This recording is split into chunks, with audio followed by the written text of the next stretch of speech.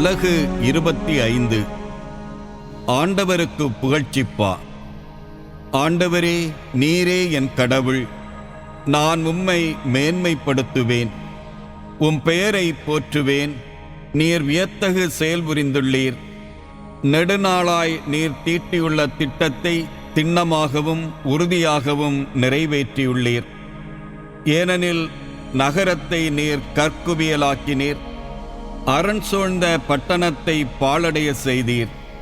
வேற்று நாட்டினரின் கோட்டையான அது இனி நகராயிராது, என்றுமே கட்டி எழுப்பப்படாது. ஆதலால் வலிமை மிகு மக்களினம் உம்மை பெருமைப்படுத்தும். முரடரான வேற்றின நகரத்தினர் உமக்கு அஞ்சுவர். ஏழையருக்கு நீர் அரணாயிருக்கின்றீர். வறியவருக்கு நீரே துன்பத்தில் உறைவிடம். புயற்காற்றில் புகலிடமாகவும் கடும் வெப்பத்தில் நிழலாகவும் திகழ்கின்றீர்.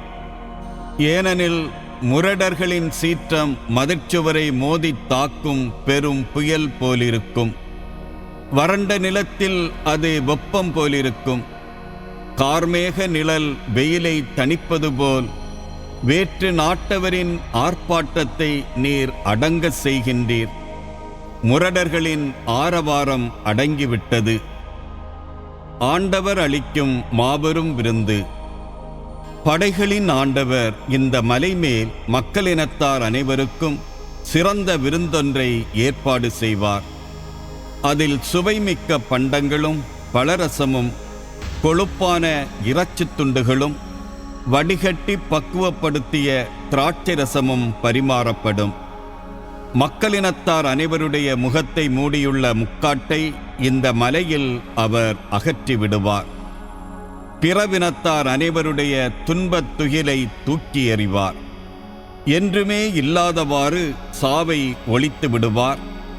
என் தலைவராகிய ஆண்டவர் எல்லார் முகங்களிலிருந்தும் கண்ணீரை துடைத்து விடுவார். தம் மக்களுக்கு ஏற்பட்ட நிந்தையை மண்ணுலகில் எங்கும் இராதபடி அகற்றி விடுவார். ஏனெனில் ஆண்டவரே இதை உரைத்தார். அந்நாளில் அவர்கள் சொல்லுவார்கள், இவரே நம் கடவுள், இவருக்கென்றே நாம் காத்திருந்தோம். இவர் நம்மை விடுவிப்பார். இவரே ஆண்டவர், இவருக்காகவே நாம் காத்திருந்தோம். இவர் தரும் மீட்பில் நாம் மகிழ்ந்து அக்களிப்போம். மேவாபுக்கு எதிரான தண்டனை தீர்ப்பு. ஆண்டவரின் கைவன்மை இம்மலையில் தங்கியிருக்கும்.